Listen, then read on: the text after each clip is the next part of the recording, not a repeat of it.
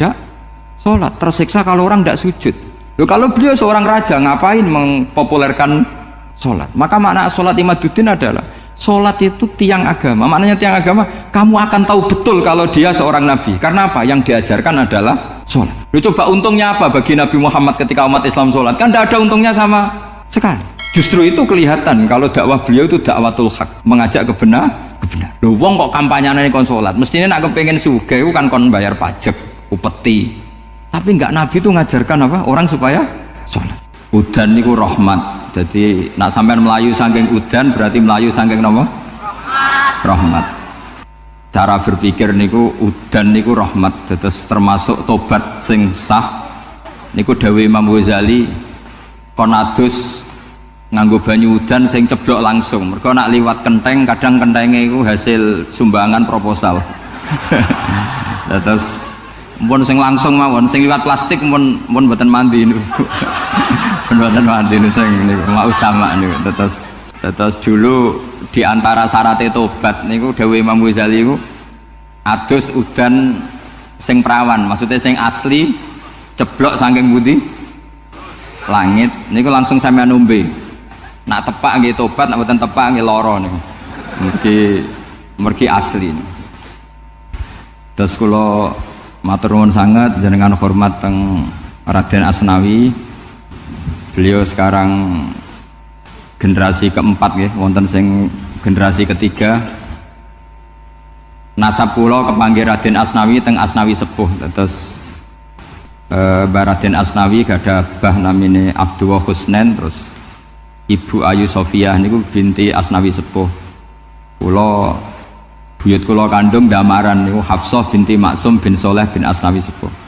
Kenapa saya cerita zuriyah nggih? Terus satu peradaban. Gini bahasa Indonesia mawon nggih. Kersane gaul. Satu peradaban itu yang bisa bangun itu zuriyah. Zuriyah itu komunitas gen.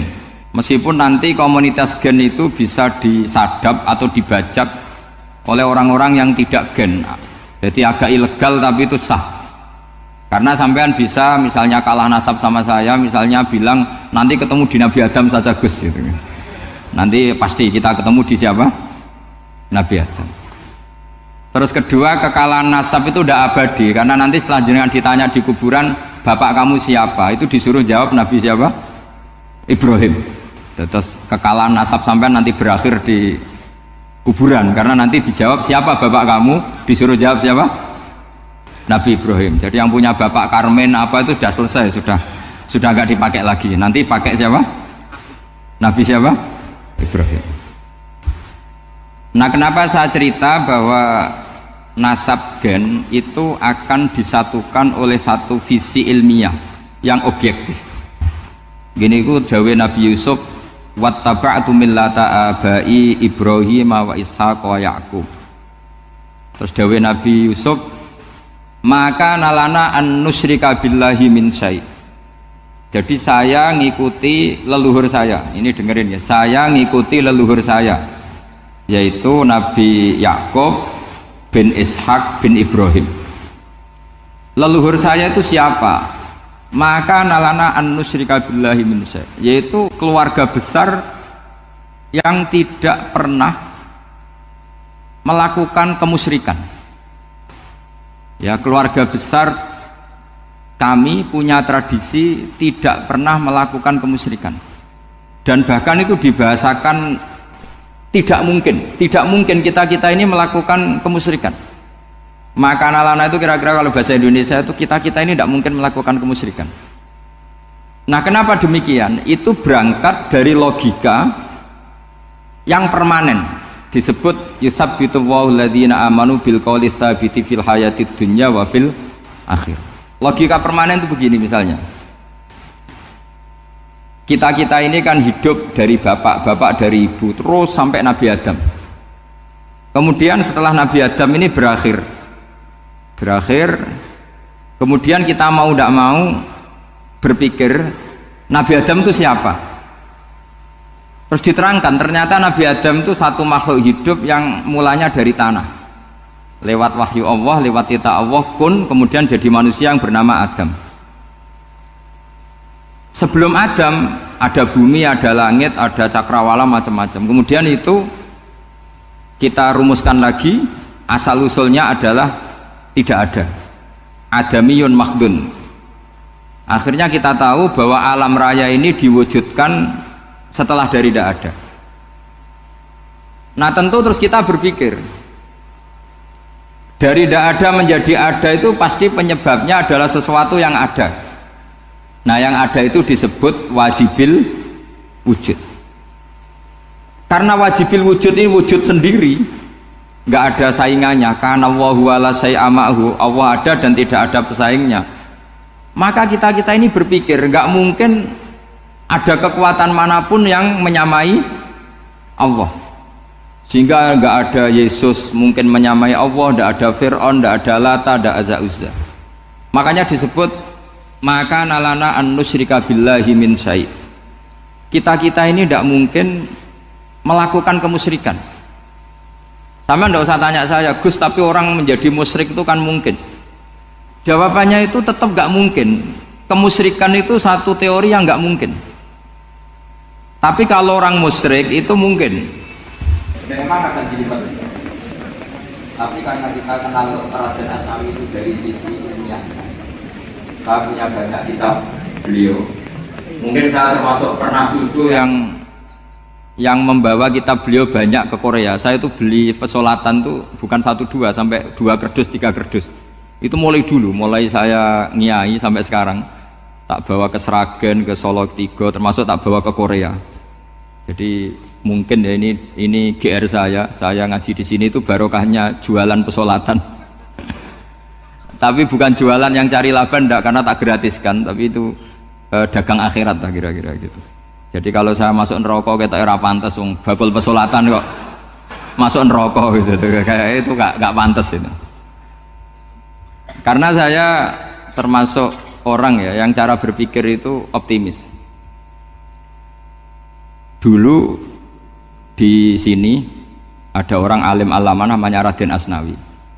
Terus kemudian sejarah agak berpolemik, ada yang mengatakan beliau itu muridnya Syekh Nawawi, ada yang mengatakan tidak. Apapun itu yang saya yakini adalah beliau ya saling istifadah lah, saling bermanfaat bagi Syekh Nawawi Banten. Saya punya catatan sejarah banyak tentang Raden Asnawi karena guru-guru kita itu akan ketemu di Syekh Nawawi Banten. Yaitu kita tahu misalnya saya ngaji Mbah Mun ngaji Mbah Zubair misalnya ngaji Syekh Fakih Mas Kumambang, ngaji Mbah Mahfud, terus ngaji Said Abi Bakar Sato, terus ngaji Sayyid Zaini Dahlan. Kalau keluarga sini mungkin misalnya Gus Hafid, Mbah Niam, Mbah Zuhri, terus Raden Asnawi. Raden Asnawi kita tahu nikah dari istri mudanya Syekh Nawawi, yaitu Nyai Hamdana. Saya sering diceritani Mbah Mun, terus Nyai Hamdana punya anak yang namanya Zuhriyah dari Syekh Nawawi. Kemudian setelah dinikahi Raden Asnawi punya anak namanya Zuhri, Minan, Niam, terus sampai ke Gus Hafid itu, Hafid bin Niam. Kenapa saya cerita ini? Karena kealiman itu adalah sesuatu yang dibanggakan Allah. Imam Amudi itu ulama ahli matematika. Jadi ada ulama itu ahli matematika. Dia nggak pernah ngajarkan pesolatan, zakat, sholat, tapi dia ngajar matematika. Kemudian dari matematika itu beliau menjadi ahli tauhid. Sehingga nanti Mungkar Nakir itu nggak akan tanya dia marrobuka wa manabuka, karena dia punya rencana. Yang ngajar tauhid itu saya, kata. Jadi kalau dia akan marrobuka, pangeran kamu itu siapa? Malaikat malah dilawan. Kamu pernah ngajar tauhid? Saya ini guru tauhid. Singkat cerita, saking keramatnya Imam Amudi, kata Allah, ya Amudi, presentasikan ilmu tauhid yang lewat jalur matematika ke semua malaikat saya. Semua malaikat saya tahu cara berpikir matematis. Karena malaikat itu imannya itu iman mauhibah, karena dia malaikat ya iman karena tahu neraka, tahu surga, terus dia iman. Kalau kita enggak, kita iman tuh pakai logika, jadi lebih keren. Loh betul. Malaikat itu ketika bangga, ya Allah, apa ada orang yang imannya di atas kita? Jawabnya Allah ada. Siapa? Ya orang-orang kudus, kata Allah. Kira-kira gitu. Kenapa? Ya betul. Karena kamu iman saya itu wajar, kamu tahu saya, tapi mereka nggak tahu saya tapi iman. Kenapa bisa iman ya Allah? Karena mereka punya logika, punya akal. Akhirnya Imam Mamudi disuruh sama Allah presentasikan logika tauhid kamu lewat jalur matematika. Malaikat disuruh dengerin semua, isma'u ya malaikati, ini mimpinya wali. Terus Imam Mamudi mulai mengajarkan nisbatul isnaini ilal wahid wa nisbatus salasa wal arba'ah ila ma la nihayatalah niku binisbatin wahidah, yaitu far'un minal asli wa al wahid. Mbok angka sebanyak apapun 2, 3, 4 sampai 1 miliar itu nisbatnya ke angka 1 adalah nisbatul far'i ilal asli, semuanya berasal dari 1. Maka hadhil awalim atau hadal alam ila ma la nihayatalahu tetap semuanya ini cabang dari satu, yaitu wujud dari satu, yaitu Allah Subhanahu wa ta'ala. Sehingga semenjak itu ditiru sekian ulama. Akhirnya malaikatnya mantuk karena kepastian kalau Allah satu yang diyakini malaikat itu sepasti logika yang dibangun orang-orang manusia ini, padahal tidak ngerti Allah Subhanahu wa ta'ala karena pakai akal. Sehingga di pondok itu orang harus ngerti mantek. Orang mantek itu ilmu yang jelimet tapi menyenangkan. Biasanya sing sinau ambek rokokan, sawangannya kayak filosof. Jadi paling gak agak paham dia alasan. Sementing nikmati rokok, tapi pikir nikmati pemikirannya, ternyata nikmati rokok. Kayak kemarin saya datang ke resepsinya Gus Agil.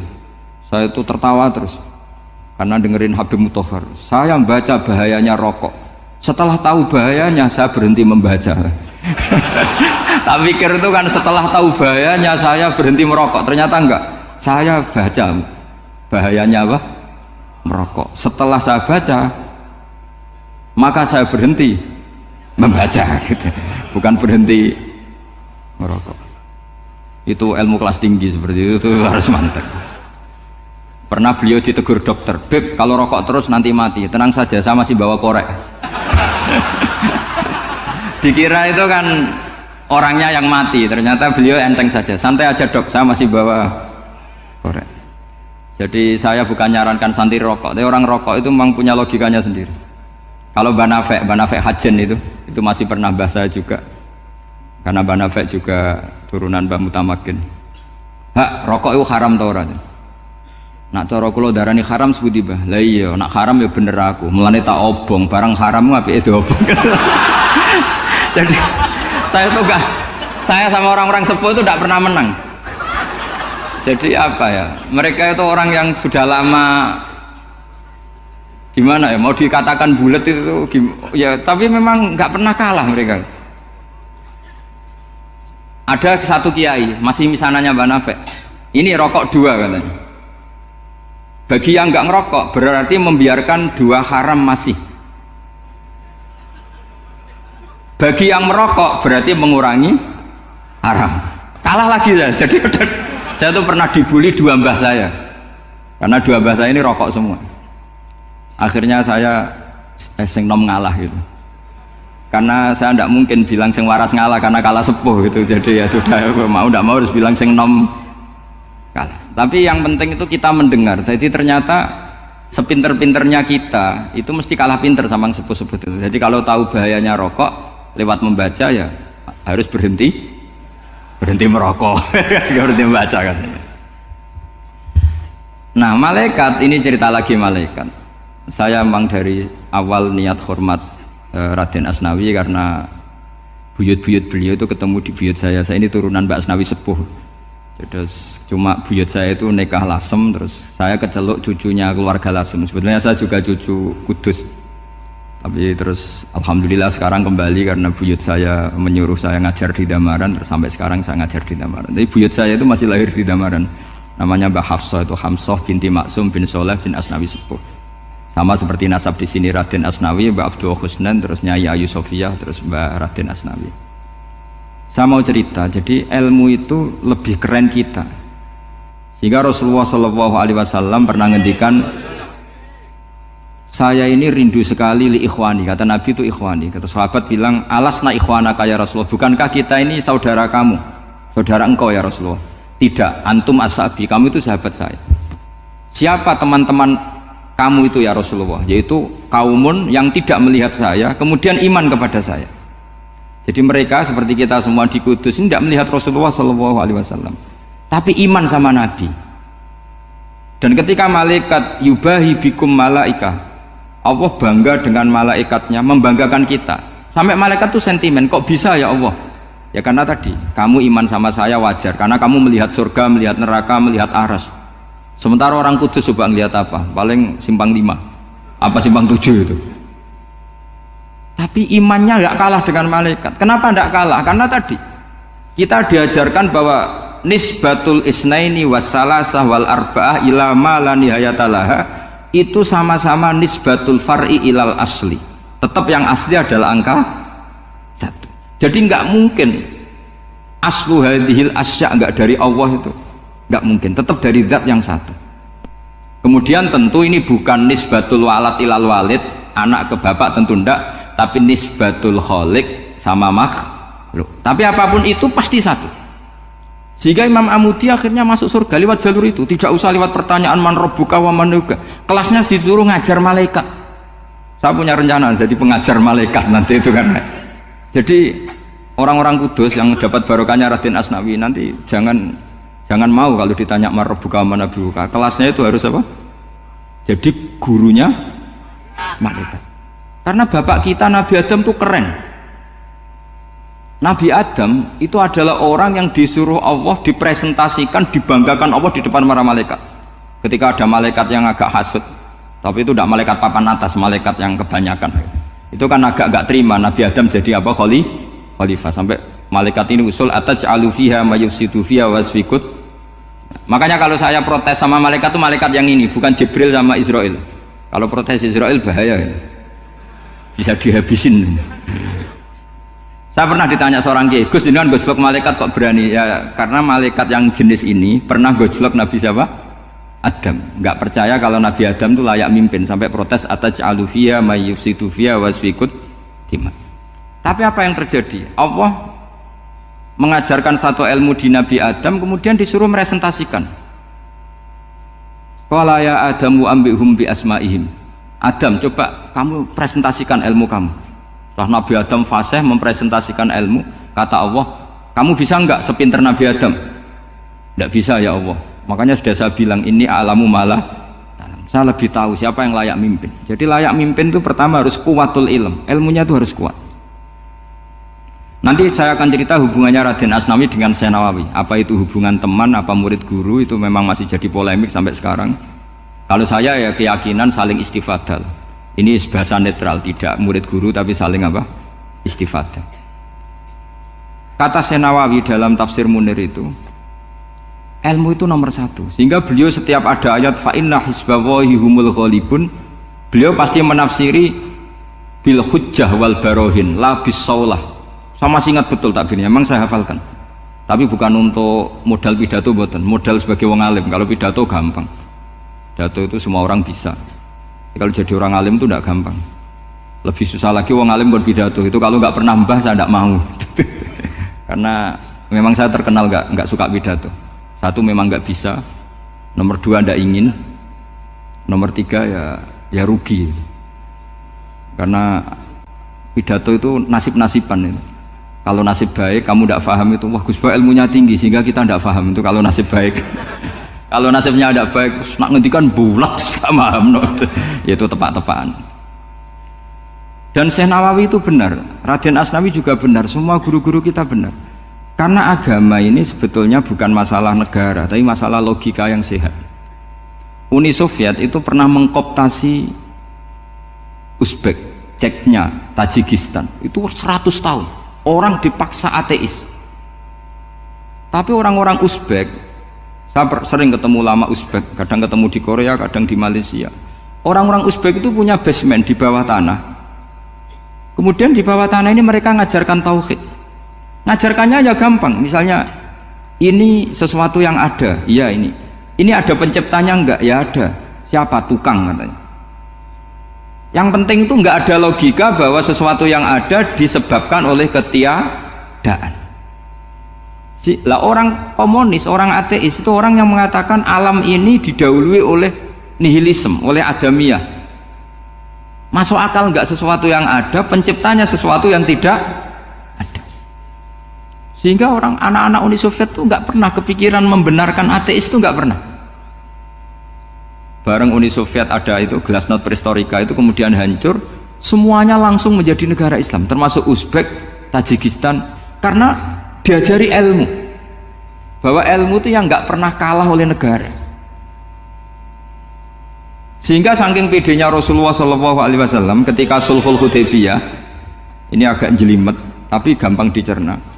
Sulhul Hudaybiyah itu satu perjanjian yang semuanya merugikan Rasulullah, yaitu kalau orang kafir masuk Islam disuruh kembalikan ke kafir, karena kafir itu bagi mereka habitat, Islam itu hal yang baru. Tapi kalau orang Islam menjadi kafir nggak boleh kembali Islam, berarti kembali ke habitat. Semua perjanjian itu merugikan. Sampai masyhur Sayyidina Umar protes ke Rasulullah, jenengan masih nabi. Itu kan ekstrim tanya, jenengan sampai sekarang masih nabi? Ya, saya masih nabi. Kenapa tanya demikian? Karena semua perjanjian merugikan Islam, menguntungkan orang apakah? Kafir. Semua sahabat sebetulnya persis Sayyidina Umar protes, kecuali Abu Bakar. Lama-lama akhirnya di antara perjanjian itu berbunyi begini, tapi saya minta satu hal, orang boleh mendiskusikan Islam tanpa tekanan. Itu saja permintaan Nabi. Orang boleh mendiskusikan Islam secara bebas, tidak tertekan. Karena orang-orang kafir melihat itu hal yang biasa, ya nggak masalah Muhammad. Akhirnya orang diskusi, Islam itu apa sih? Islam itu orang yang menuhankan Allah. Allah itu siapa? Zat yang menciptakan langit dan bumi. Lama-lama orang kafir berpikir, wah keren, Tuhannya Muhammad bisa bikin langit dan bumi. Tidak kayak Tuhan kita, malah kita yang bikin. Jadi mulai debat itu terus ada yang cerita lagi, saya pernah loh nyembah Lata, pas itu dikencingi luwak. Masa ailahun yabulu ali sa'laban, masa Tuhan kok dikencingi luwak? Terus yang agak-agak ahli kitab ya diskusi lagi, wah kayaknya Yesus tidak Tuhan, masa Tuhan kok kelaparan, lemes, wah repot nanti. Jadi makanya Allah ketika ngojlok wa ummuhu siddiqah kana yakulani ta'am mal masihu ibnu maryam illa rasul qad khalas min qablihir rusul wa ummuhu siddiqah kana yakulani. Coba paradok enggak, misalnya kamu didolani Nabi Isa terus ketok lemes, kenapa Tuhan saya agak sakit keroi dulu, kan enggak kebayang itu punya Tuhan yang sakit setelah makan sehat, terus kan enggak kebayang seperti itu. Ketika Nabi punya konsep Tuhan, Tuhannya Muhammad itu siapa? Yaitu zat yang la awalalah, zat yang pertama. Lalu Tuhan itu siapa? Tuhan itu yang menciptakan langit bumi. Tuhan itu siapa? Yang memulai segalanya. Lama-lama mereka berpikir, wah kalau gitu yang benar itu Islam.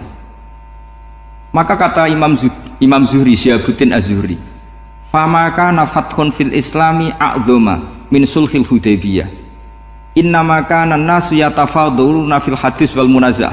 Semua teks riwayat itu ada kata wal munaza'ah, orang bebas ngomong dan berdebat. Munaza'ah itu berdebat.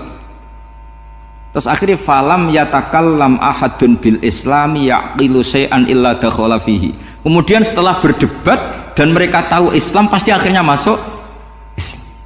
Dan itu yang sekarang terjadi di dunia. Makanya saya pernah ditanya seorang profesor, Gus, kalau di Jogja ada sekolah perbandingan agama, menurut Anda gimana? Asal itu tentang agama nggak apa-apa, tapi kalau yang dibandingkan umat Islam itu jangan. Karena nanti kalau di Indonesia kira-kira yang copet itu ditanya agamanya juga Islam, yang koruptor juga Islam. Jadi kalau yang dikaji Islamnya nggak apa-apa, tapi orangnya jangan, kata saya. Karena yang bulat ya banyak, yang nggak sholat ya banyak. Tapi kalau Islamnya saja, misalnya adu konsep tentang Tuhan, masyhur kita mungkin banyak yang melihat itu debatnya Stanley Fischer sama Ahmad Didat itu. Tuhan kamu siapa ini terus sama Didat cerita Tuhan saya itu lam yalid walam yulad walam yakul lahu kufuwan. Itu spontan ada seorang mahasiswi bilang, sepertinya Tuhan Anda lebih menarik karena Tuhan Anda yang menciptakan langit bumi, yang Tuhan ini kok lahirnya sudah di bumi, masa lahir-lahir langsung jadi Tuhan. Jadi akhirnya falam yatakallam ahadun bil islami yaqilu syai'an illa dakhala fihi. Sehingga agama ini apa? Agama itu adalah kalimat tauhid. Kalimat itu apa? Logika yang terbangun. Nah, ketika logika itu terbangun, maka disebut yusabbitu Allahu alladzina amanu bil qaulis tsabit fil hayatid dunya wa fil akhirah. Allah itu akan menetapkan satu kaul, satu presentasi ilmiah atau satu kesimpulan ilmiah. Yang kesimpulan itu nyata benarnya. Dan ini akan nyata terus baik di kehidupan dunia maupun kehidupan apa? Akhirat. Seperti Allah sebagai Tuhan. Itu akan nyata terus. Di dunia Allah ya Tuhan, nanti di akhirat juga Tuhan. Tapi Tuhan selain Allah, maka menjadi Tuhan ini nunggu ada yang menuhankan. Misalnya Fir'aun itu jadi Tuhan karena ada yang menuhankan.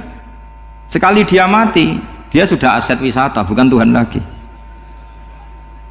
Makanya gojlokannya orang ulama Arab, kalau ketemu ulama Mesir, kalau gojlokan itu lucu.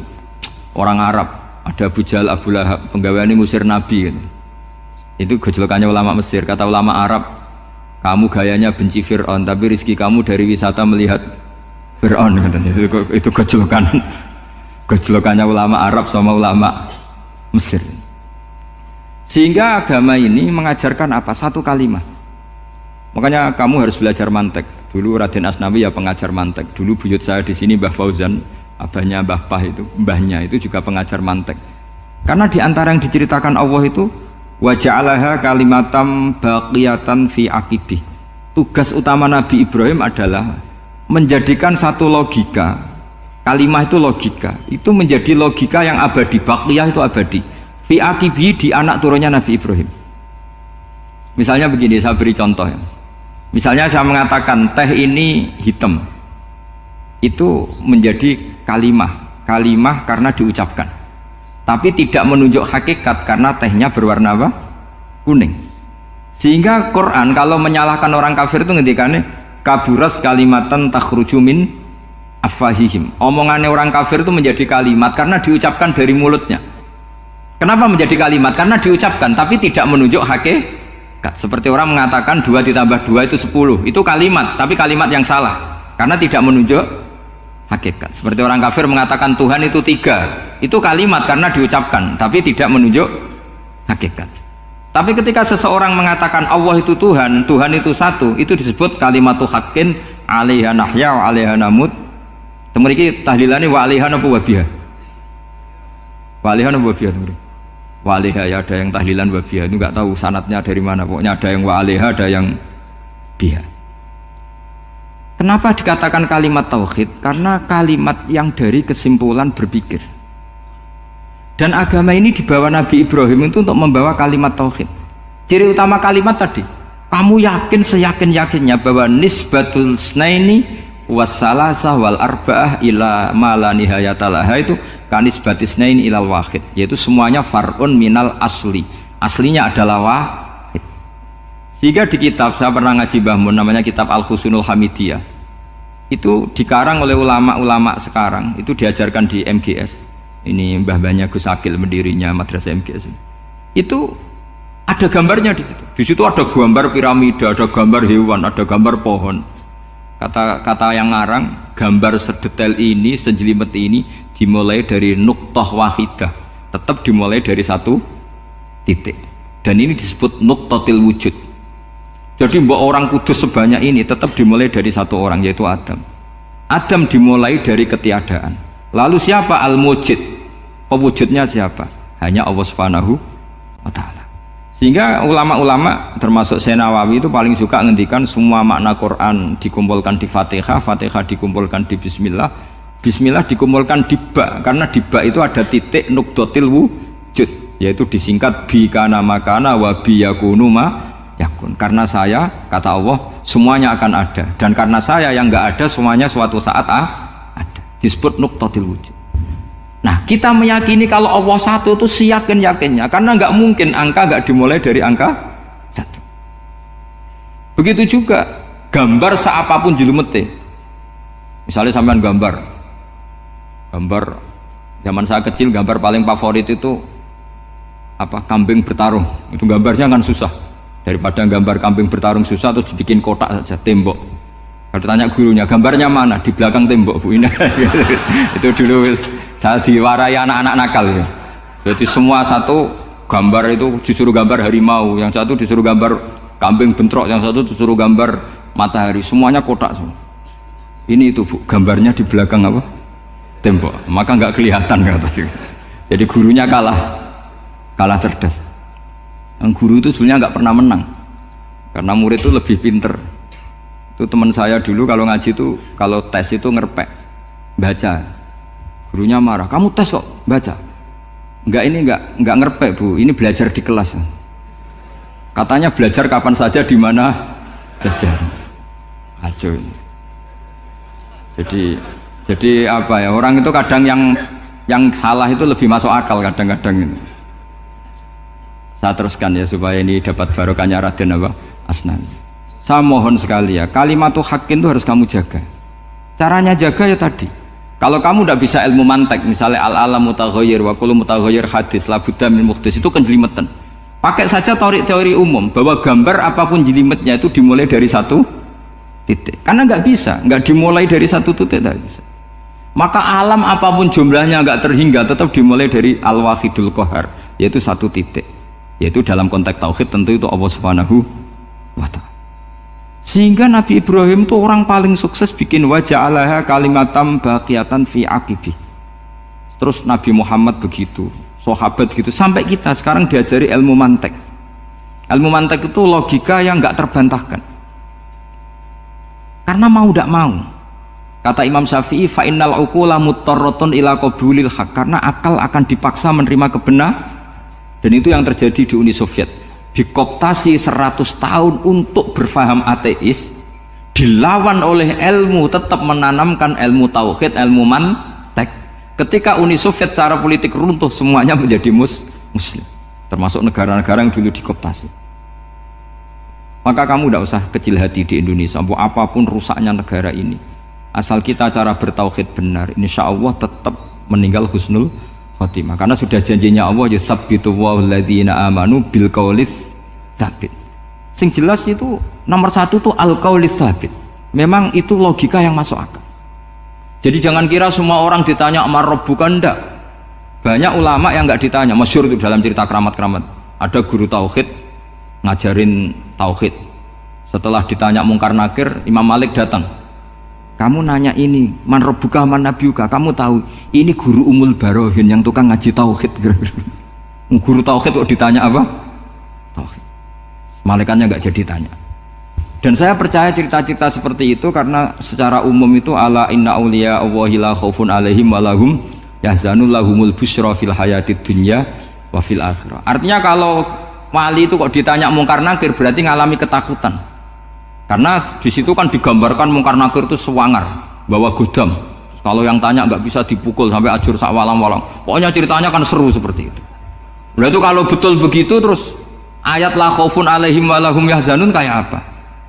Makanya dalam kitab Nasoihul Ibad itu ada cerita ini. Sampean boleh nggak sependapat dengan saya, tapi semoga nasib sampean nanti digebuki malaikat. Karena orang itu akan mengalami seperti yang dirasakan. Ana indadzoni abdibi, saya tidak bayangkan akan ngalami itu. Makanya saya ini ngajar tauhid terus. Paling tidak kalau ditanya marbuka manabuka, sampean tahu profesi saya ini pengajar tauhid.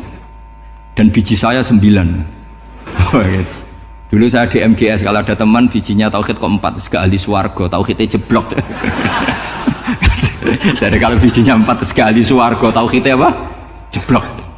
Tapi yang bijinya 9, ya ahli swarga, tauhidnya itu. Saya dulu bijinya 9. Terus 9 terus sampai tamat. Karena nggak ada biji 10. Karena kalau 10 itu kan terlalu sempurna, nggak baik lah manusia kok sempurna gitu. Jadi sudah 9 aja kan gitu. Tapi sebetulnya pantasnya ya dapat 10. Mergo saake, mergo tenan enggak tahu saya. Di Nasoihul Ibad itu ada cerita gini dan saya percaya itu. Di sarahnya itu. Juga di sarah apa itu yang di sarah Syekh Nawawi itu. Pokoknya saya kalau ingat Raden Asnawi pasti ingat Syekh Nawawi. Saya tidak memastikan apa murid guru apa saling istifadah, yang jelas itu teman dekat, teman fil ilm. Sayyidina Ali itu pernah minta kasyaf sama Allah. Saya percaya tidak semua orang alami marbuka ditanya itu. Ya Allah, saya minta kasyaf itu ngerti alam gaib. Ingin tahu Umar. Jadi diam-diam Sayyidina Ali itu ya mangkal sama Sayyidina. Wong kok kerase ngono. Angger wong kok tahu disentak, jajal wani nyentak malaikat ora, itu kata Sayyidina. Jadi dia minta kasaf karena kenangannya dia melihat Umar itu semua orang pernah disentak sama Sayyidina Umar itu. Maka Sayyidina Ali minta kasaf, ya Allah saya ingin melihat Umar menghadapi mungkar nakir, masih garangkah apa enggak, itu dah itu minta kasaf. Pas kasaf beliau bangun dari kubur, duduk, dilihat sama Sayyidina Ali ini ngalami kasaf, sama ndak usah tanya, ndak wali kok tanya, ya sudah pokoknya percaya aja. Akhirnya malaikat mungkar nakir datang, itu di situ digambarkan matanya itu kalkidril mughalla, kayak apa itu panci yang dibakar. Wah, soal seru. Sumpah Sayyidina Ali, baru ini kamu akan takut. Tadi ternyata enggak, Umar bangkit disewentak orang tua itu. Kamu tahu menghadapi siapa? Yang sopan. Wah, sontak. Aku kaget malaikatnya itu karena enggak pernah ngalami disentak, mungkin itu pertama.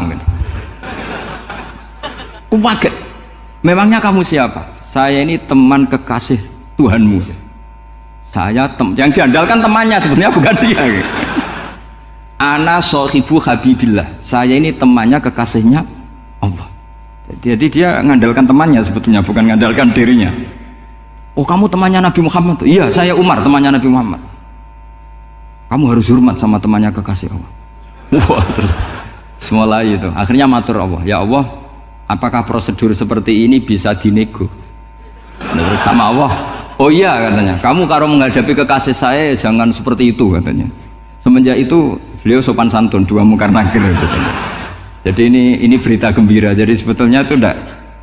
Tapi kita ini kan enggak punya nyali nyentak mungkar nakir. Semoga dengan gelar kita doktor tafsir, doktor tauhid gitu, atau paling enggak guru kudsiyah tauhid gitu. Atau siswa terbaik dalam materi tauhid. Itu harus kamu bawa status. Jadi sehingga nanti ini saya ranking 1 tauhid, masa masih ditanya marbuka waman nabiuka. Dan itu menurut saya sah. Sama nggak usah protes takbirin tiga, susah usah takbiran. Pokoknya takbirnya adalah wali-wali itu la khaufun alaihim walahum ya, mereka tidak akan mengalami ketakutan baik kehidupan dunia maupun kehidupan akhirat. Bahkan para malaikat itu mengatakan ke wali-wali nahnu awliyaukum fil hayatid dunya wa fil akhirah. Kita ini teman kamu, saudara kamu, mitra kamu. Masa mitra kok nutui itu kan nggak fair.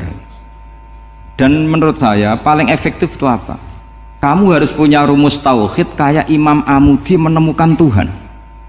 Imam Amudi itu menemukan Allah itu lewat ilmu matematika. Dan itu Allah saking senengnya disuruh ngajari para malaikat. Wa ya malaikati isma'u. Kamu harus mendengar, ini orang alim saya yang ahli matematika. Tapi justru itu ngerti bahwa asal usul alam itu minal wahidil qahar, dari zat yang satu. Akhirnya Imam Amudi mulai ngajar tuh nisbatusnaini wassalah sawal arba'ah ila mana nihayatalaha iku kabeh iku far'ul wahid. Akhirnya malaikat mantuk-mantuk. Nah, iman seperti itu akan setingkat keyakinannya dan keakurasiannya sama dengan imannya para malaikat. Makanya Nabi ngendikan tubaliman amanabi walam yaroni. Sebagian riwayat disebut sab amarot. Nabi ngendikan sampai 7 kali. Benar-benar keren orang yang tidak melihat saya kemudian iman kepada apa yang bisa menemukan itu? Hanya akal. Misalnya contoh paling gampang ya yang dialami para ulama. Ya saya ulang lagi, yang dialami para ulama ketika menemukan ilmu ya yang menjadikan mereka mahabbah Rasulullah Shallallahu Alaihi Wasallam. Nabi itu paling suka itu sholat. Nabi itu paling senang sama sholat. Wa qurratu aini fi sholat. Terus beliau ngendikan as-sholatu imaduddin. Terus beliau kalau muji sholat itu sundul langit. Sampai beliau kalau banyak masalah itu bilang ke Bilal, arikhna ya Bilal, saya kasih istirahat. Itu maknanya mau sholat. Semuanya sholat. Pertanyaannya adalah, apakah mungkin seorang raja yang ambisi jadi raja kemudian yang dikampanyakan adalah orang supaya sholat? Tentu kalau Nabi seorang raja, beliau akan kampanye gimana? Narik upeti kayak apa, narik pajak kayak apa, biar Nabi kaya. Enggak. Nabi itu paling tersiksa kalau orang tidak sholat, tersiksa kalau orang tidak sujud. Loh, kalau beliau seorang raja, ngapain mempopulerkan sholat? Maka makna sholat imaduddin adalah sholat itu tiang agama. Maknanya tiang agama, kamu akan tahu betul kalau dia seorang Nabi. Karena apa? Yang diajarkan adalah sholat. Loh, coba untungnya apa bagi Nabi Muhammad ketika umat Islam sholat? Kan tidak ada untungnya sama sekali. Justru itu kelihatan kalau dakwah beliau itu dakwatul haq, mengajak kebenaran. Lho wong kok kampanyane kon salat, mestine nak kepengin sugih kan kon bayar pajak, upeti. Tapi enggak, Nabi itu ngajarkan apa? Orang supaya salat. Dan ini diimplementasikan sama Raden Asnawi. Beliau ngarang pesolatan. Orang sealim itu yang dikarang pesolatan. Makanya saya tuh kagum. Saya saksinya banyak. Tanya murid-murid saya kalau beli pesolatan saya kerdus, saya kirim ke Korea, terus ke pedalaman-pedalaman itu. Karena saya butuh pesolatan. Bahwa orientasi kita itu sholat. Sehingga wali-wali itu dulu, saya berkali-kali cerita kalau ngaji, wali-wali dulu itu kalau ditawarin Allah masuk surga itu tanyanya satu. Ya Allah, di surga ada sholat enggak? Kalau enggak ada saya enggak mau. Kalau sampean pasti enggak tanya gitu, pasti itu sudah ada. Sampean malah gini, enak mlebu swarga ora usah sholat mesti gitu. Sudah, jadi sudah lama sekali nganggap sholat itu problem. Dan itu berat masuk surga kalau begitu terus, itu berat. Itu pertanyaannya gitu. Karena alam rohani kita, saya ulang lagi, alam rohani kita itu tidak kebayang kalau kita hanya nyuwun sewu nikmati secara seksual, secara biologis. Makanya ada ulama ditanya, kenapa sholat itu lebih indah ketimbang nikmatal wiqo misalnya, nikmatnya hubungan biologis. Jawabnya ulama itu gini, lucu, jawabannya sederhana. Nikmatnya kamu punya anak itu apa? Jawabnya ulama itu lucu. Kalau sakit dia sembuh, kalau hilang dia datang. Saya ulang lagi ya, kalau sakit dia sembuh, kalau hilang dia datang. Sekarang orang tua yang punya anak sakit koma di UGD atau di emergency, itu senangnya tuh mengalahkan kesenangan apa saja. Kira-kira orang yang berhubungan intim atau yang hubungan biologis dengan orang yang sedang anaknya sembuh dari koma, senangnya senang mana? Senang yang melihat anaknya sembuh dari koma. Senikmat apapun hubungan biologis, senang anaknya yang hilang ketemu. Nah, kalau anak ketemu saja orang seseneng itu, apalagi kita di surga, ketemu zat yang lama kita sembah, yang lama kita rindukan, yang lama kita rindu, kemudian ketemu di surga, maka tidak ada artinya surga tanpa melihat Allah Subhanahu wa Ta'ala. Memang harus dijelaskan secara rohani. Akhirnya orang ngerti bahwa nikmat tertinggi di surga adalah melihat Allah Subhanahu wa Ta'ala. Karena kalau anak-anak muda mungkin protes, ya enggak, ya enak kumpul sama widadari gini-gini. Wah itu kan yang trauma bojone jelek gitu. Wah itu yang bojone jelek mesti kesusu masuk surga karena itu sudah jelek, cerewet, nggak mati-mati kan gitu. Terus dia ingin masuk surga mesti niatnya welek, mesti pikiran pertama itu kumpul widadari. Tapi ada ulama yang bikin analogi tadi, misalnya istri kamu cantik, kemudian anak kamu sakit koma, hubungan dengan istri sama dengar berita anak kamu sembuh, seneng mana? Seneng anak sembuh. Sama anak yang hilang, seneng mana? Anak yang hilang ketemu. Maka terus ulama bisa menjelaskan itu. Kalau orang ketemu anaknya seseneng itu, apalagi ini ketemu Tuhannya yang bertahun-tahun disembah, kemudian tidak pernah melihat. Di surga itu nanti kita melihat Allah Subhanahu. Makanya Allah begitu bangganya mempromosikan surga. Surga itu apa? Surga itu wujuhu yauma idzin nadhirah ila rabbiha nadhirah, yaitu wajah-wajah berseri-seri dan melihat Allah. Itu tanpa dijelaskan seperti ini Anda akan janggal, enaknya di mana? Tapi setelah dijelaskan detail gini oleh ulama, maka kita akan tahu an-ni'matul uzma sing enggak ada perbandingannya adalah nikmat masuk apa? Surga karena melihat Allah Subhanahu wa Ta'ala. Ya jadi saya berkali-kali pokoknya minta sekali, hadil umat harus umat yang rasional, terutama dalam mengemban tauhid. Karena tauhid ini yang disebut kalimah. Sampai Allah mengistilahkan kepada Nabi Ibrahim itu waja'ala kalimatam baqiyatan fi aqibih. Kalimat tauhid adalah kalimat yang akan abadi di anak cucunya Nabi Ibrahim. Baik anak cucu yang karena gen mau anak cucu yang karena sebab, yaitu santri dengan kiai. Dan itu caranya gimana? Umat Islam jangan berhenti belajar mantek. Makanya di MGS, di Qudsiyah, di TBS semua pondok pasti ngajarkan mantek, di Bendan, ilmu logika. Itu tadi, kalau kamu tidak bisa menemukan tauhid dengan cara tadi, dengan cara al-alam mutaghayyir wa kullu mutaghayyir hadis la budda min bukhtis, paling tidak pakai ilmu yang dilakukan Rasulullah SAW. Yaitu masyhur itu, saya sering cerita di mana-mana. Ada orang namanya Jubair bin Mut'im, Muhammad bin Jubair bin Mut'im. Itu dulu dia kafir. Dia orang pinter sampai dipasrai jadi negosiator untuk mengurus tawanan perang Badar yang ditawan Rasulullah Shallallahu Alaihi Wasallam. Ketika datang di Medina, delalah pas maghrib, Nabi baca wattur wa kitabim mastur.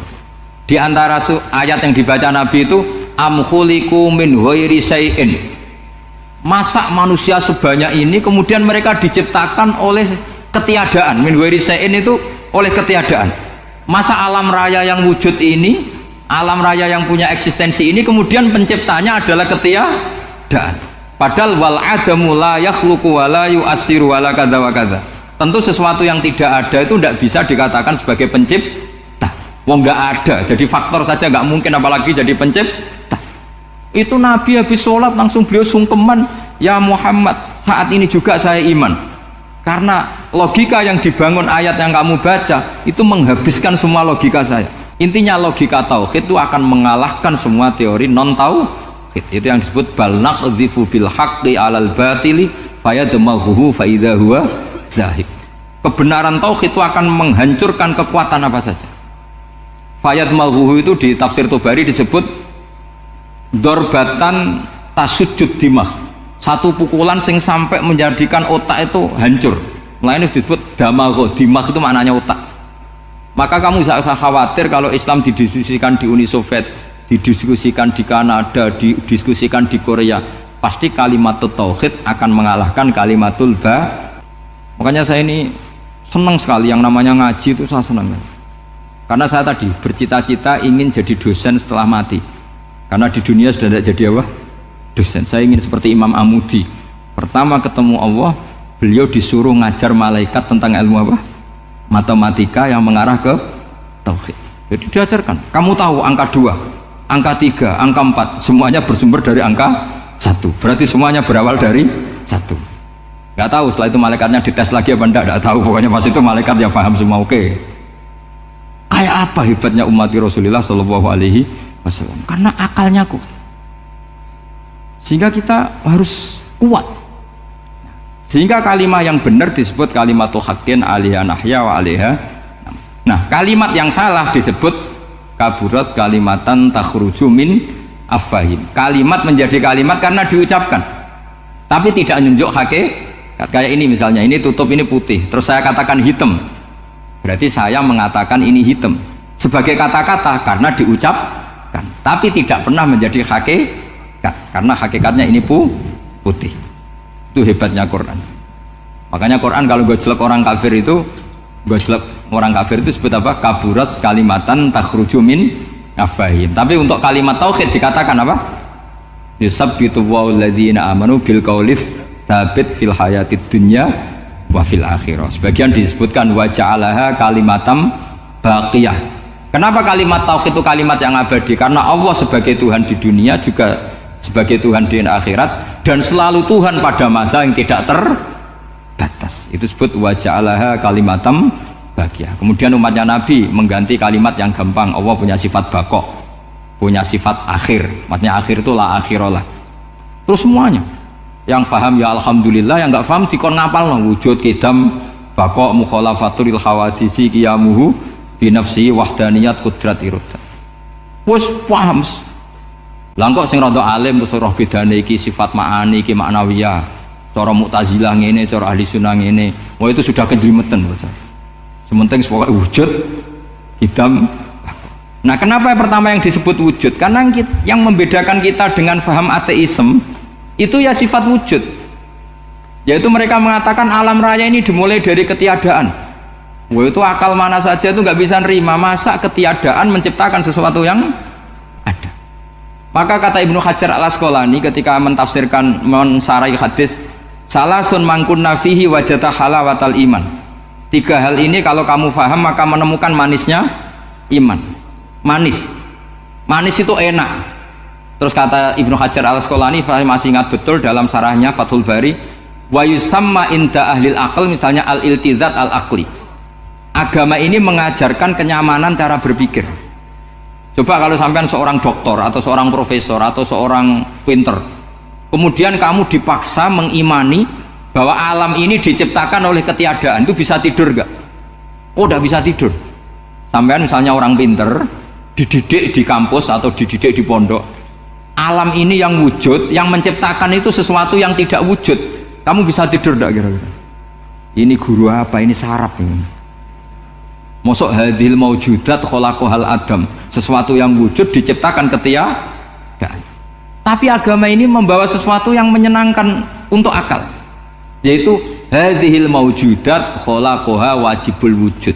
Maujudat yang wujud ini diciptakan super maujud, yaitu oleh bahasa pondok disebut wajibul wujud. Kan terus seneng, wajar dong kalau sesuatu yang ada diciptakan oleh yang ada. Nah tentu ada pencipta, terus ada super, disebut wajibul wujud. Kan terus enak. Nah itu kata Ibnu Hajar al Asqalani disebut wajadah halawatal iman. Sehingga kita tidak usah khawatir. Makanya saya itu termasuk orang yang nggak khawatir. Apapun rusaknya dunia ini, kacaunya dunia ini, akan kalah dengan kalimatut tauhid. Karena kalimat ini ketemu apa saja pasti menghancurkan. Yaitu disebut bal naqdhifu bil haqqi 'alal batil fayadmaghuhu fa idza huwa zahid. Kalimat hak ini akan menabrak apa saja, dan yang ditabrak pasti hancur. Makanya sampai tidak usah khawatir misalnya ada negara ateis di Cina, di Korea, kita yakin asal yang diteliti itu agama Islam pasti menang. Nah yang susah kalau yang diteliti orang Islam, itu susah karena yang copet kadang-kadang ya umat. Apalagi di negara yang mayoritas muslim, nanti copetnya, premannya, koruptornya semuanya beragama Islam. Makanya kita hanya punya pilihan dua itu, umat Islam dan Islam yang kumat itu dok. Kalau tidak umat Islam ya Islam yang kumat. Tapi kalau kalimat tauhid itu kalimat yang aman, tak jamin 100%. Sehingga saya itu kalau ditanya profesor Pak Bah, kalau suatu saat Indonesia jadi negara yang sangat terbuka, kemudian ada sekolah perbandingan agama, menurut Anda prospek Islam gimana? Saya jawab, asal yang dikaji Islamnya bukan orangnya, pasti Islam tetap prospek. Asal yang dikaji apa? Islamnya, bukan orangnya. Kalau orangnya ya Masya Allah, ya itu tadi, kalau tidak umat Islam ya Islam yang umat. Ya ngoten mawon supaya ini mungkin untuk baru kayak napa Raden Asnawi, untuk baru kayak ngaji kalimat tauhid. Terus sampean kudana nih kula mboten sakake, tak anggap untuk rahmat ngoten mawon nggih. Terus karena tadi di antara syaratnya tobat kata Imam Ghazali itu pernah kena air hujan langsung turun dari langit. Ya itu jelas itu di ikhya itu, karena ahalul halal adalah alma an-nazil minas sama. Halalnya barang paling halal adalah air yang pertama turun dari langit. Tapi kalau yang sudah lewat peci ini sampean tuh masalah itu. Kadang pecinya kan mek temane gasap macam-macam itu. Atau beli lewat nyentak orang tua, ya masalah lah. Tapi ya lebih baik yang pakai peci timbang yang enggak, lebih sopan gitu kan. Tapi yang enggak pakai peci ya enggak apa-apa karena langsung kena apa? Hujan. Dalam pola-pola Islam di antara madhab Syadzili, madhab Thariqah Naqsyabandiyah, itu beliau di antara kampanyenya gini kata Thariqah Naqsyabandiyah. Thariqah kami ini yastawi fistifadatiha ar-rijalu wasibyan.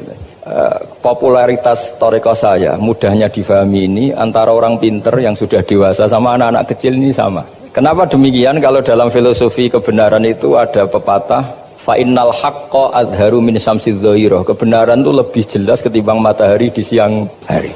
Sehingga mereka dengan mudahnya mensifati Allah misalnya az-zahir, zat yang begitu jelas. Kenapa Allah begitu jelas? Karena ulama dulu cara kalau dalam bahasa pondok mensifati, menstatuskan alam raya ini maujud. Maujud itu ada. Di mana-mana sesuatu yang ada itu ya diciptakan oleh yang ada. Masa Anda ada kok menciptakan yang ada? Sehingga mereka tidak pernah tertarik sama faham komunis, ateis bahwa alam ini dimulai dari ketiadaan. Pertanyaannya adalah bagaimana sesuatu yang tiada menyebabkan yang ada. Sehingga ulama dulu pinter, sifat wajib itu apa? Wujud. Karena alam raya ini kadung wujud, kadung maujudat. Maka Allah harus wujud. Berhubung wujudnya Allah itu wujud penyebab, harus qadim atau harus awal. Masa penyebab datangnya terlambat dulu yang jadi efek dari penyebab itu.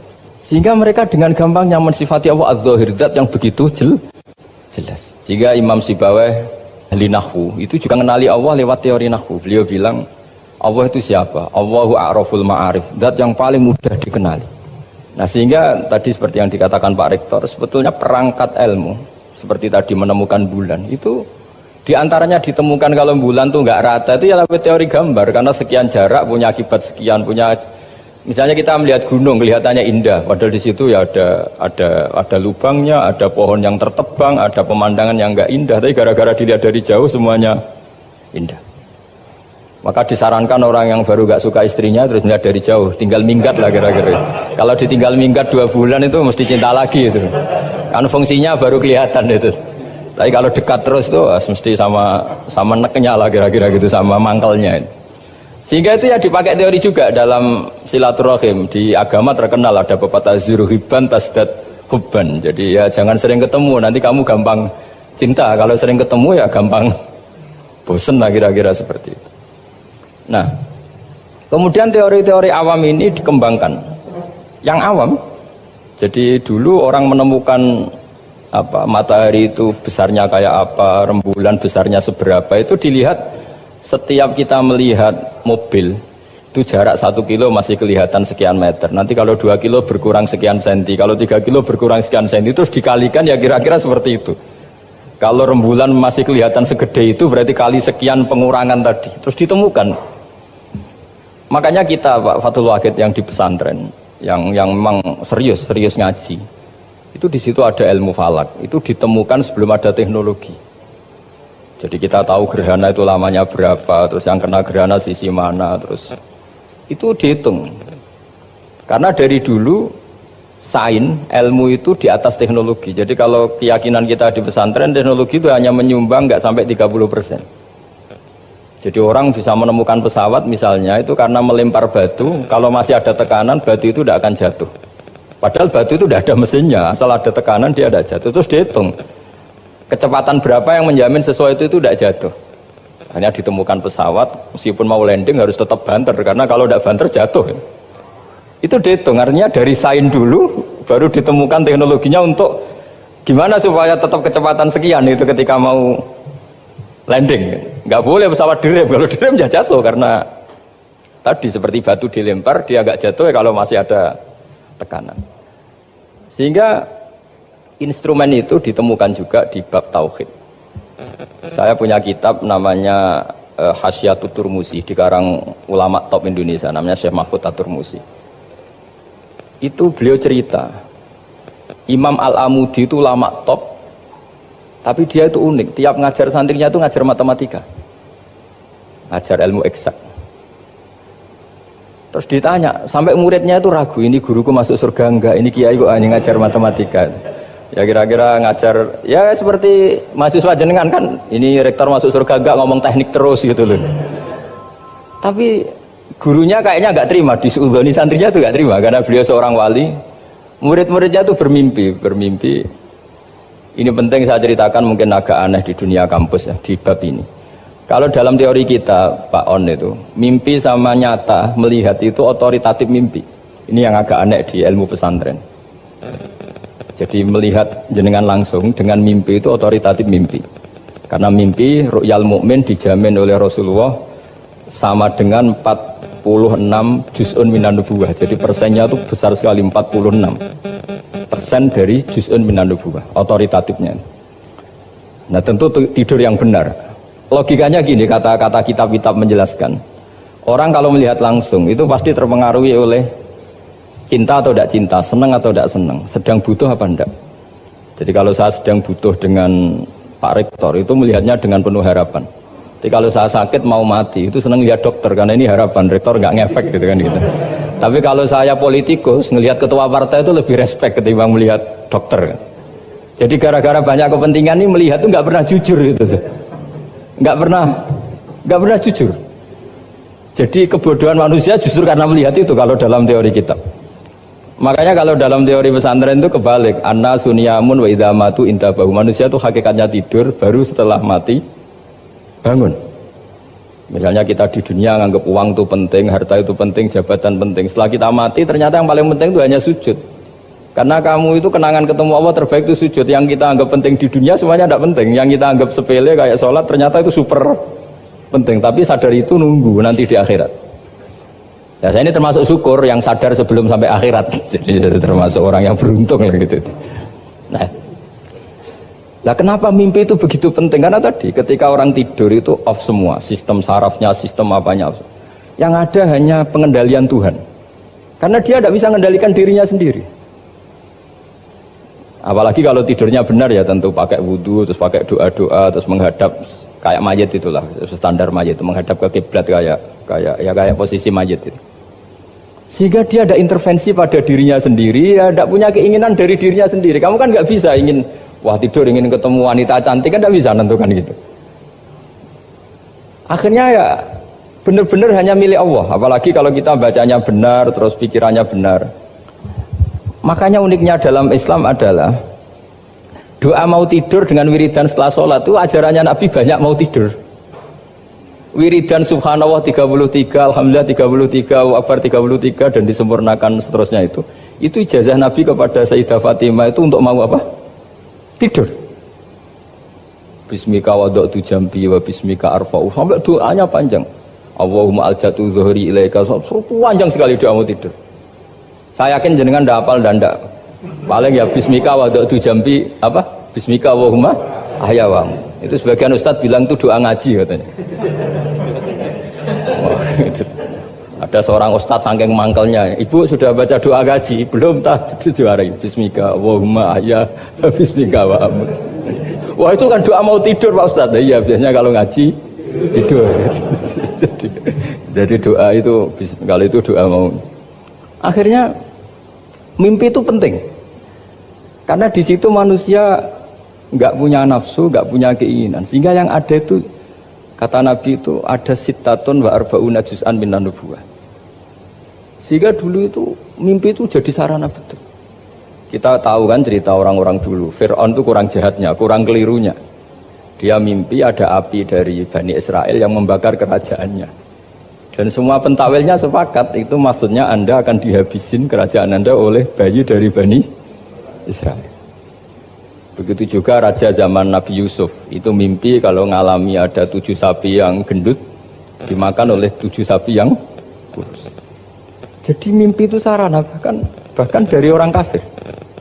Karena ya tadi yang preman ya nggak ada premannya, yang soleh ya nggak ada solehnya, semua dikendalikan oleh Allah Ta'ala pas tidur. Sehingga tidur ini menurut agama lebih otoritatif asal dengan tidur yang benar. Jangan tidur sambil ngerokok terus terbangun karena ininya kena itu. Nah, cerita-cerita unik begini kalau tidak orang pesantren itu tidak tahu. Karena ini memang khas pembalikan satu fakta yang diyakini orang banyak. Sehingga ulama dulu itu cerita, ini saya teruskan. Imam Amudi itu akhirnya murid-muridnya mimpi. Mimpi di situ tanya, Pak Ustadz, Anda masuk surga enggak ketika hidupnya hanya nerangkan matematika? Oh iya, saya bahkan enggak sekedar di surga. Malaikat dikumpulin Allah untuk mendengarkan presentasi saya ngajar matematika. Jadi kata dia cerita, Allah bilang gini ke malaikat, hei para malaikatku, kenapa kamu iman sama saya? Ya karena saya melihat engkau ya Allah, melihat kekuasaan engkau. Tapi imannya orang ini itu melebihi iman kamu. Wah ya tidak bisa, saya melihat engkau langsung, ini tidak melihat engkau langsung. Kenapa begitu yakin seperti yakin kita? Oh iya.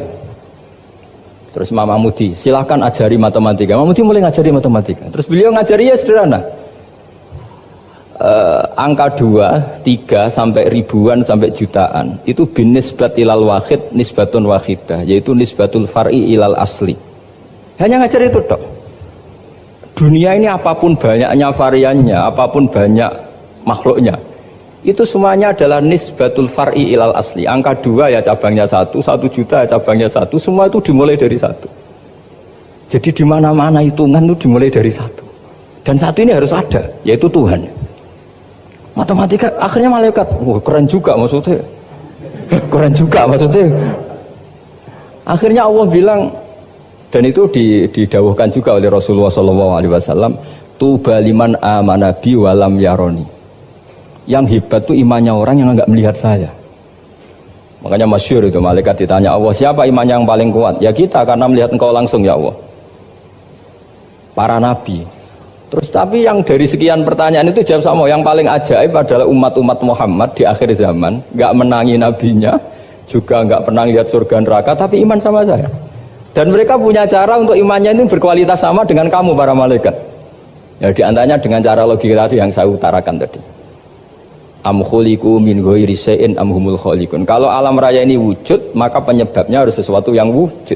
Masa sesuatu yang enggak wujud menyebabkan yang wujud.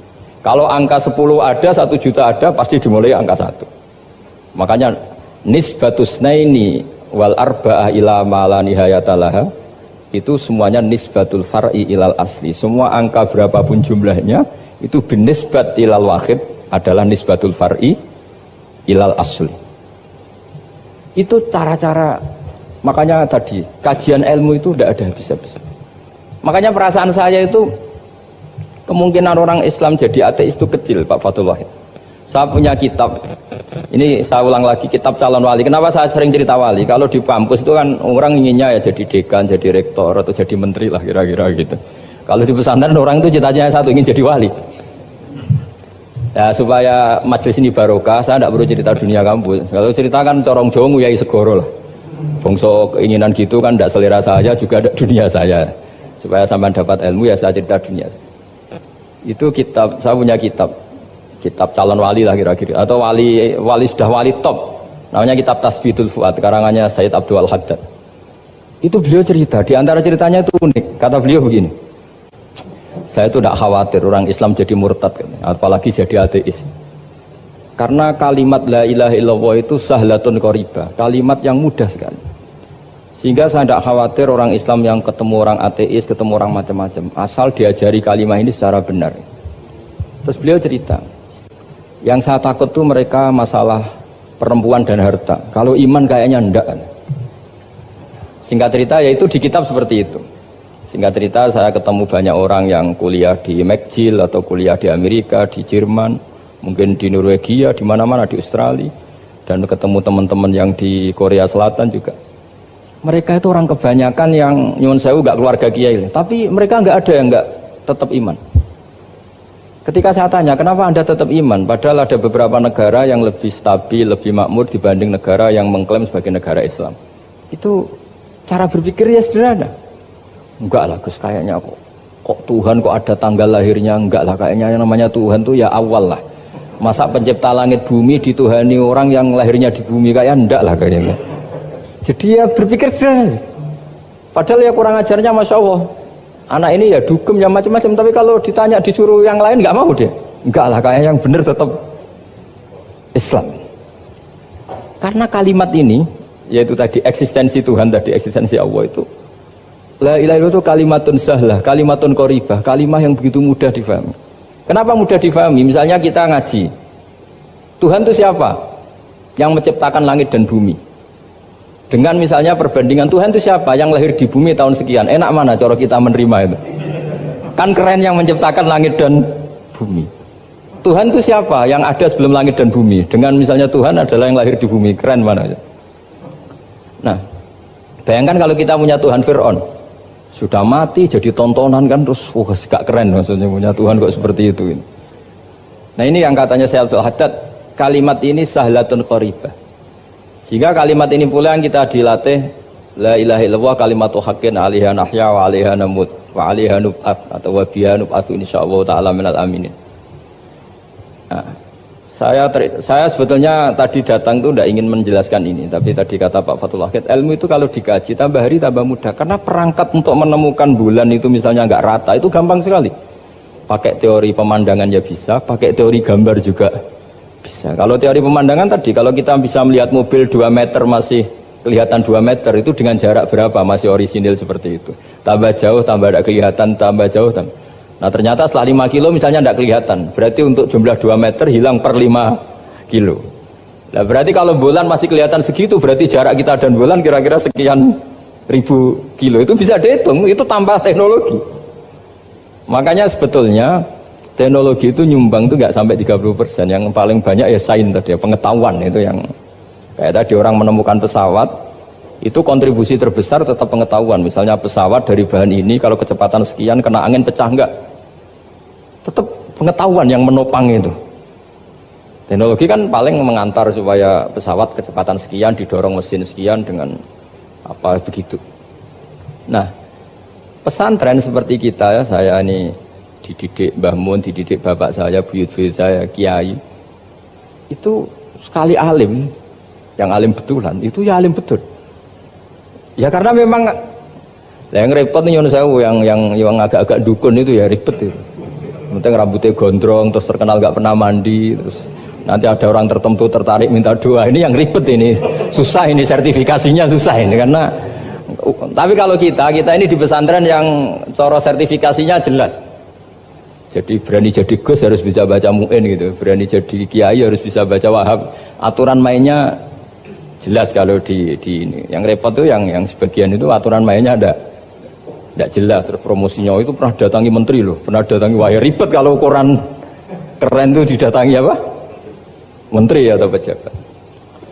Saya teruskan ya, karena ilmu itu harus menyelamatkan kita sampai di depan Allah Subhanahu wa Ta'ala. Nah, ketika kita menyifati Allah itu az-zahir, zat yang begitu jelas. Itu kalau kita kan kok begitu jelas padahal nggak bisa dilihat, terus kita sendiri tidak pernah melihat. Tapi eksistensi Tuhan sebagai Tuhan, yaitu al-wajibil wujud, itu jelas sekali karena nggak mungkin suatu yang wujud diciptakan oleh yang tidak wujud. Kenapa harus awal? Masa pencipta datangnya terlambat? Terus juga harus bakok itu abadi atau al-akhir kalau dalam bahasa Quran. Masa zat yang superior kemudian kalah sama yang diciptakan? Berarti nanti ada kekuatan besar yang mengalahkan Tuhan. Ya kan ya aneh, kekuatan ini dalam kendalinya kemudian Allah kalah kan tidak mungkin. Makanya disebut al-akhir. Allah pasti tidak ada yang mengalahkan. Terus diantaranya lagi disebut qiyamuhu binafsihi. Kalau dalam bahasa Quran disebut al-qayyum. Zat yang berdiri sendiri. Gak boleh Tuhan butuh yang lain. Kalau butuh yang lain berarti bergantung pada yang lain. Dan gak usah jadi Tuhan lah kalau masih butuh yang lain.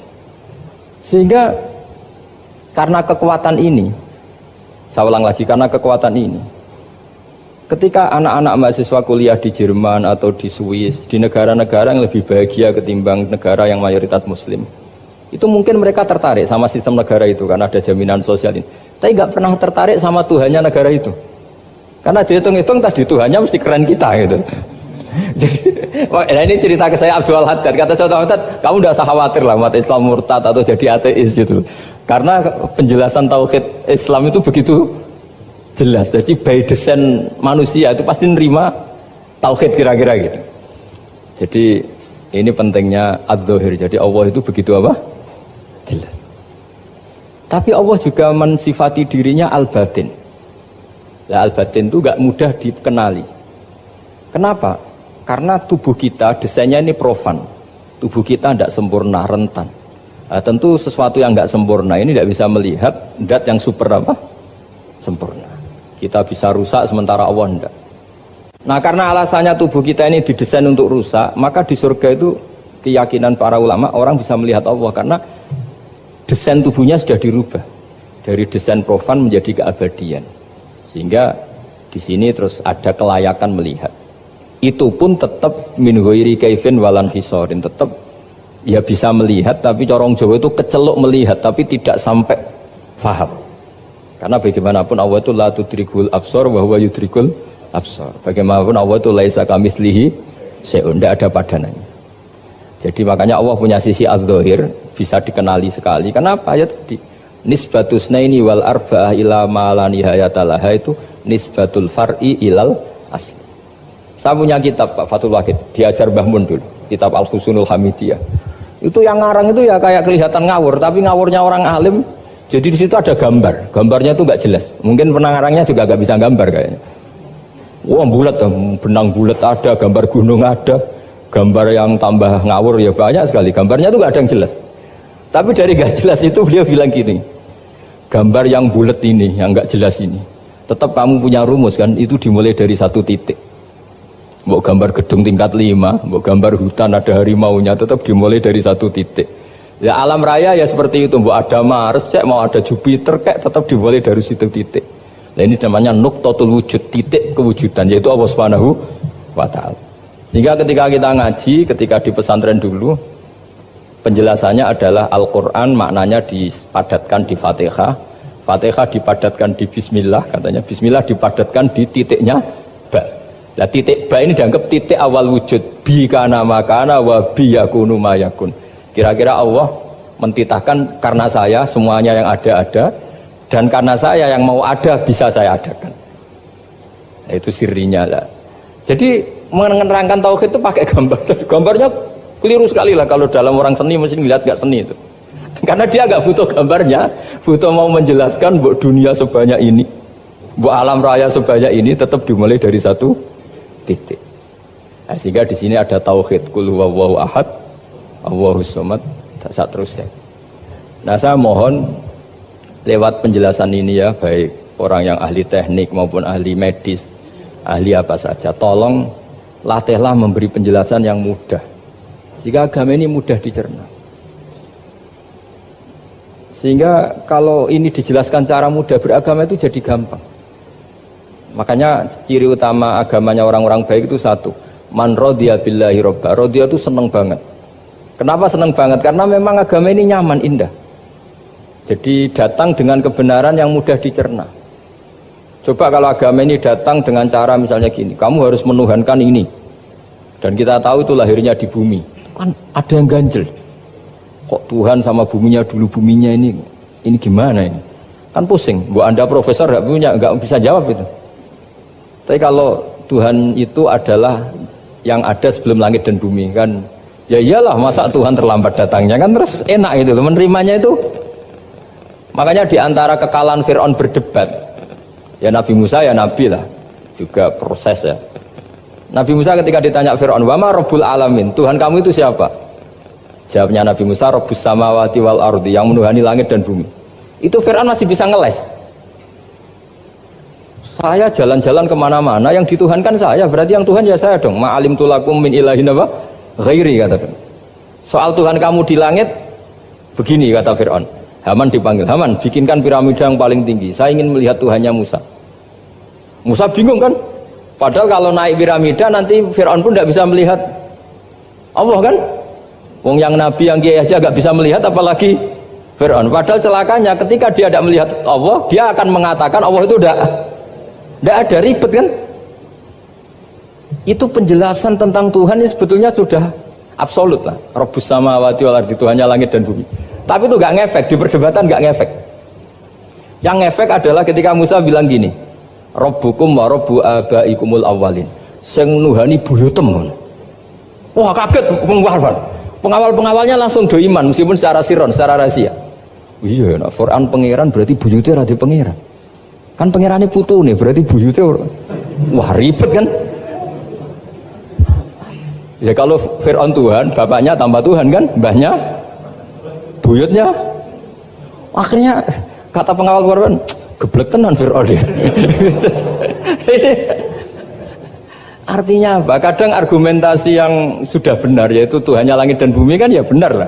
Tapi itu tidak ngefek di perdebatan, tidak ngefek. Yang ngefek adalah ketika Rabbukum wa rabbu abaikumul awwalin, yang nuhani nenek moyang kamu. Orang mulai mikir kalau Fir'aun itu Tuhan, lalu nenek moyangnya Tuhannya siapa? Jadi ini seninya, makanya diantara syarat Nabi, jadi Nabi itu sidik, amanat, tabligh, fatona. Fatona itu ada kecerdasan. Dulu Nabi ya sering dibully, jangan kira Nabi itu nggak sering dibully, sering juga Pak Rektor. Jadi ada unta itu kena kudis. Kudis itu ya jenis penyakit menular lah. Nabi dengan teori tawakalnya, Nabi itu punya dua teori, kadang pakai teori tawakalnya, kadang pakai teori preventif. Makanya Nabi pernah ngendikan kalau ada penyakit menular di situ, kamu jangan di situ. Itu pakai teori preventif. Tapi kadang Nabi pakai teori tawakal. Nabi menghentikan la adwa wala tiarut. Tidak ada penyakit menular. Terus orang-orang yang ya usil lah kira-kira gitu. Ada unta kena kudis, dijejerkan yang waras. Ternyata yang waras ikut kudisen lah, ikut sakit. Senang orang ini. Ya Rasulullah, ini saya jejerkan, ternyata yang nggak tertular jadi tertular. Padahal engkau bilang nggak ada penyakit menular. Nabi jawabnya lucu. Faman a'dal awwalah, kalau yang pertama ini tertular siapa?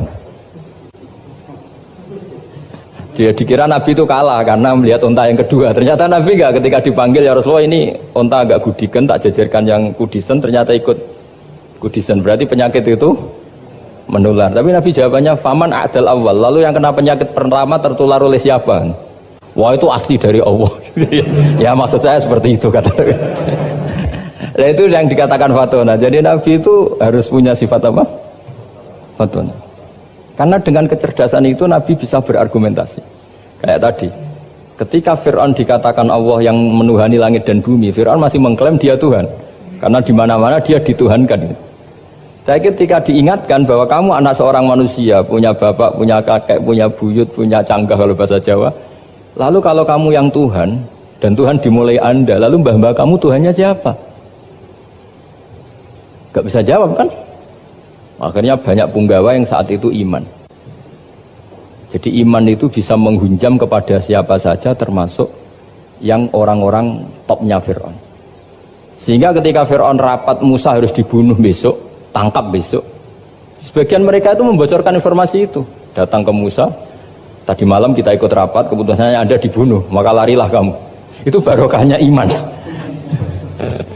Artinya ya karena logika Musa lebih masuk akal, ya mereka lebih percaya sama Musa. Tapi gara-gara profesi ya tetap kerja, dan yang mulai ribet dunia. mulai ribet kan. Jadi makanya kamu jangan tanya kaifa hukmul mukmin sing yukhfi imanahu, bagaimana hukumnya orang mukmin yang menyembunyikan imannya demi aman. Ya tidak usah kamu jawab. Kalau kamu jawab boleh, ini kok kayak pecundang. Kalau kamu jawab haram, pernah terjadi itu. Wa qala rajulun mu'minum min ali fir'auna yaktumu imana. Ini khazanah ya. Jadi saya mohon mengkaji Islam itu harus dengan sisi-sisi yang bisa difahami orang pinter juga orang bodoh. Kata Imam Ghazali banyak itu. Karena hadatin itu harus difahami orang pinter juga orang bodoh. Terus contoh yang paling populer tentu sering saya utarakan masalah iddah. Iddahnya orang terceraikan itu 3 kali masa suci. Kalau menurut Abu Hanifah 3 kali masa haid. Orang pinter tahulah kalau perempuan sedang haid, menstruasi pasti sedang tidak hamil. Sehingga kalau dia sudah haid 3 kali ada kepastian tidak hamil. Kalau tidak hamil artinya apa? Nggak ada sperma dari zaut awal, suami pertama yang jadi anak dia. Padahal tujuan iddah adalah nanti kalau di hubungan suami istri sama suami kedua jelas anaknya suami kedua. Tapi kalau andai kan tidak ada iddah kan, malam hubungan suami istri, pagi bentrok cerai, terus kawin, kumpul suami istri lagi, terus nanti anaknya itu anaknya siapa? Kan nggak jelas. Kalau sampean bisa klaim lewat DNA juga mungkin secara ilmu objektif Pak Rektor. Masalahnya juga bisa disuap kan? Saya sering dibantah orang-orang itu. Wah Gus, DNA itu otoritatif karena gini-gini, nggak mungkin, bohong kamu nih.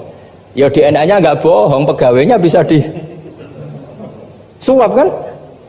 Kayak nggak tahu manusia apa nggak tahu Indonesia, nggak tahu terus. Itu yang sensitif itu, yang mulai wilayah sensitif itu. Nggak tahu manusia apa kayak nggak tahu Indonesia. Manusia aja ya sudah. Berarti Anda sangat nasionalis. Jadi ribet kan? Maka dianjurkan ada iddah. Dengan iddah selesai berarti benar-benar perempuan ini baru atur rohmi, rahimnya steril dari unsur mani zaut awal. Dan kalau 3 kali masa suci itu artinya apa? Kira-kira 3 bulan. Kira-kira ya. Wal mutallaqatu yatarabbasna bi anfusina salasata apa? Quru. Pertanyaannya kalau 3 bulan, andai kan tidak pakai teori ilmiah, menstruasi itu sudah teori ilmiah. Ada yang tanya ke saya, Gus kenapa harus sampai 3 kali, padahal menstruasi pertama pasti sudah ada hamil. Saya jawab, menstruasi pertama itu namanya keluar darah. Nggak ada jaminan kalau itu haid, bisa saja keluar darah karena kaget, karena kecelakaan, karena apa. Sehingga kalau misalnya perempuan diceraikan, Gus saya sudah haid, yang jamin kalau itu haid siapa? Maksudnya keluar darah dengan makna tidak hamil. Bisa saja keluar darah kali ini faktor kaget ya, atau faktor kecelakaan. Tapi kalau sampai 3 bulan karena per bulan haid sekali, itu meskipun haidnya keliru, haid keliru itu misalnya sebetulnya itu nggak darah haid tapi darah penyakit istikhadah, kan tetap kelihatan. Masa 3 bulan nggak bleeding joro Jawa? Kan mesti bentuknya tubuh sudah berubah. Artinya kata ulama-ulama, agama ini nggak bisa hanya mengacu ilmu. Kalau mengacu ilmu haid sekali sudah cukup. Tapi kenapa harus 3 kali? Karena 3 kali orang awam tahu semua kalau itu sedang hamil atau tidak hamil. 3 bulan dari dicerai kan kelihatan kalau hamil ya, bentuk tubuhnya sudah rubah. Kalau enggak, intinya agama ini harus agama yang mudah difahami orang pinter, juga difahami orang yang tidak pinter. Kayak tadi bulan tadi, saya juga gak ngira kalau orang goblok jadi pinter itu. Jadi ini cerita ya, jadi supaya kita meskipun di lembaga kampus, di lembaga modern, Jangan lupa tradisi-tradisi kebodohan ya diabadikan lah kira-kira itu, karena bodoh itu kadang ya penting. Makanya kalau cerita di dunia wali itu kaca, Anda boleh gak nerima cerita ini, tapi Anda harus percaya kalau kekuasaan Allah itu tidak terbatas. Kenapa orang Madura begitu mencintai kiai? Sebetulnya niatnya ya agak baik, tapi ya baik, nggak baik tapi baik. Ada santri itu Madura, dia saking percaya sama kiai itu ya khidmah, bikin teh, masakan kiai, mijitin kiai, pokoknya waktunya diberikan semua untuk kiai. Dan dia nggak pernah ikut ujian, apalagi ujian kelulusan disertasi dokter nggak pernah dia. Kalau sekolah nggak pernah ikut ujian. Sudah ya saya ridho jadi orang bodoh, sementing ikut jenengan. Suatu saat orang ini mati, kiainya tuh pusing, waduh mati. Ini di dalam alam mimpi itu, kamu boleh gak percaya, nggak wajib percaya memang. Ini kan ada akidah, jadi tidak wajib percaya. Ditanya sama malaikat, Marabbuka, Tuhan kamu siapa? Jawabannya lucu, malaikat kamu itu gimana? Di mana-mana tanya sama orang pinter, orang bodoh kok kamu tanya? Pusing kan malaikatnya. Di mana-mana namanya tanya, itu ya sama orang pinter, masa orang bodoh ditanya? Yang bener aja kamu. Makanya bodoh ini ya senjata, makanya ini kita kalau pinter ya alhamdulillah, kalau bodoh ya alhamdulillah. Karena bodoh itu penting. Kalau negara ini tidak makmur, yang disalahkan mesti para rektor. Gunanya apa ada rektor kalau nggak solusi bagi bangsa ini? Orang bodoh pasti nggak disalahkan kan? Nanti kalau ada hisab, kenapa Indonesia carut marut? Yang dipanggil Allah itu menteri rektor, pasti itu. Apa kontribusi Anda sebagai orang pinter, sebagai profesor, sebagai orang bodoh aman? Santai, nggak kena panggilan kan? Karena Anda harus bertanggung jawab. Akhirnya terus malaikat tanya, lalu yang pinter siapa? Yang di atas itu, kiainya yang nalkin itu, yang di atas itu. Walhasil kiainya itu karena wali itu dengar, ya wile cung bodoh kok terus nganti wis mati. bodoh kok kamu bawa sampai mati. Jadi kadang orang bodoh itu ya pinter tadi, malaikat tuh kamu itu gimana? Di mana-mana tanya itu ya sama orang pinter. Orang bodoh kok kamu tanya? Ya, ribet kan kalau sudah ketemu seperti itu. Nah, Nabi juga sering ngalami dialek sama orang bodoh. Kadang Nabi yang ngalah, kadang logikanya orang bodoh itu lebih gampang. Itu ada orang pencari dop itu semacam kayak biawak ya. Tapi tidak biawak, kayak semacam biawak. Itu ketemu Nabi, kamu tahu kalau saya ini Rasulullah? Tidak tahu ya. Ya kamu harus iman kalau saya ini Rasulullah. Hatta yu'mina laka hadad dobban. Ya kalau hewan ini iman sama kamu ya saya iman. Ribet kan ukurannya itu. Waduh, untung Nabi betul. Terus Nabi tanya, Dob, kamu tahu kalau saya Rasulullah? Terus Dobnya saat itu bisa bicara asyhadu annaka Rasulullah, terus baru iman. Imannya tanya, kenapa kamu iman sama Rasulullah? Hewan aja tahu kalau dia Nabi, apalagi manusia. Sehingga masyhur itu di acara-acara kita, kalau wadhabbu wal ghazalah yasyadani laka bir risalah. Jadi wadhabbu wal ghazalah yasyadani laka bir risalah. Sehingga kekeliruan kita, saya sering ngomong di mana-mana, matur di mana-mana. Masyarakat Indonesia mayoritasnya tetap yang nggak pinter. Orang Islam mayoritas yang nggak pinter. Lalu orang nggak pinter ini diabaikan sehingga mereka tidak jadi energi yang luar biasa untuk mengawal Islam, untuk mengawal Indonesia. Itu keliru menurut saya. Menurut saya orang-orang yang nggak pinter pun tuh punya nurani. Zaman kita dijajah Belanda, itu tidak semua orang rektor, tidak semua orang profesor, tidak semua orang kiai, tidak semua orang alim. Mereka orang-orang yang nggak terpelajar, tapi tetap tahu caranya melawan apa? Belanda, melawan penjajah. Karena tadi manusia ini diciptakan itu sudah punya pengetahuan. Seperti mukadimah yang dibaca Pak Rektor, Iqra wa rabbukal akram alladzi 'allama bil qalam 'allamal insana ma lam ya'lam. Jadi bawaan manusia itu akan tahu untuk sesuatu yang perlu diketahui meskipun dia orang bodoh. Saya ulang lagi, meskipun mereka orang apa? Orang bodoh. Nah, di sini ini Islam datang yastawi fistifadatiha fistifadati syariah ar-rijalu wasibyan, bahwa ukuran kebenaran itu adalah siapapun mudah tahu. Bahwa angka 2, angka 3, angka 5 itu adalah far'ul wahid, cabang dari angka 1. Fal aslu huwal wahid, yang asli adalah angka 1. Dan 1 ini harus 1. 0, itu ditemukan untuk setelah ada angka 1. Jangan keliru kamu.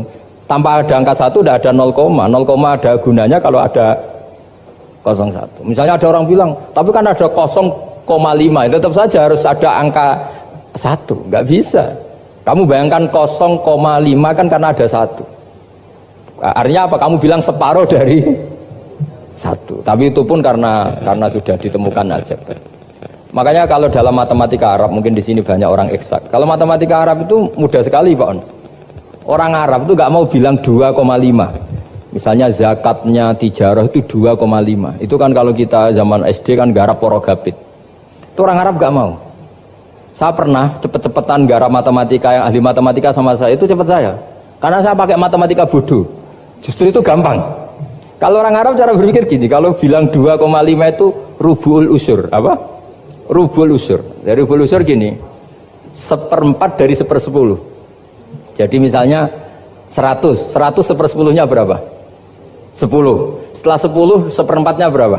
2,5. Jadi bertahap, rubu'ul usur.